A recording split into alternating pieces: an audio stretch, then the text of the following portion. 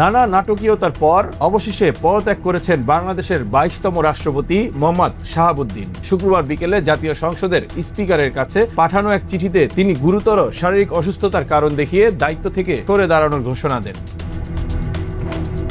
সংবিধানের 50-এর 3 উপ অনুচ্ছেদ অনুযায়ী স্পিকারের কাছে পদত্যাগপত্র জমা দেন রাষ্ট্রপতি। আর 54 অনুচ্ছেদ অনুযায়ী নতুন রাষ্ট্রপতি নির্বাচিত না হওয়া পর্যন্ত জাতীয় সংসদের স্পিকার হাফিজ উদ্দিন আহমেদ ভারপ্রাপ্ত রাষ্ট্রপতির দায়িত্ব পালন করবেন। ইতোমধ্যে তিনি এ দায়িত্ব পালনের শপথও নিয়েছেন।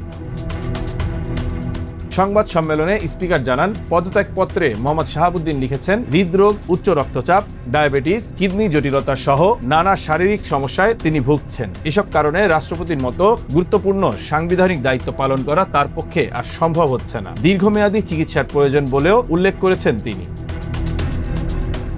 2023 সালের 24 এপ্রিল আওয়ামী লীগের মনোনয়নে বিনা প্রতিদ্বন্দ্বিতায় বাংলাদেশের 22তম রাষ্ট্রপতি হিসেবে দায়িত্ব নেন মোহাম্মদ শাহাবুদ্দিন। যদিও তার মেয়াদ শেষ হওয়ার কথা ছিল 2028 সালের এপ্রিল মাসে, তবে প্রায় 3 বছর 3 মাস দায়িত্ব পালনের পর আগেই পদত্যাগ করলেন তিনি।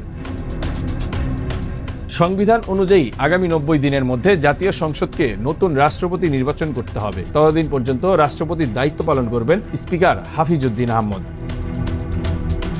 রাষ্ট্রপতির পদত্যাগ নিয়ে কোনো ধরনের বিভ্রান্তি না ছড়ানোর আহ্বান জানিয়েছেন ভারপ্রাপ্ত রাষ্ট্রপতি হাফিজউদ্দিন আহমেদ। একই সঙ্গে তিনি বলেছেন, এটি একটি গুরুত্বপূর্ণ সাংবিধানিক প্রক্রিয়া এবং সংবিধান অনুযায়ী পরবর্তী সব কার্যক্রম সম্পন্ন হবে। Bangla affairs news desk.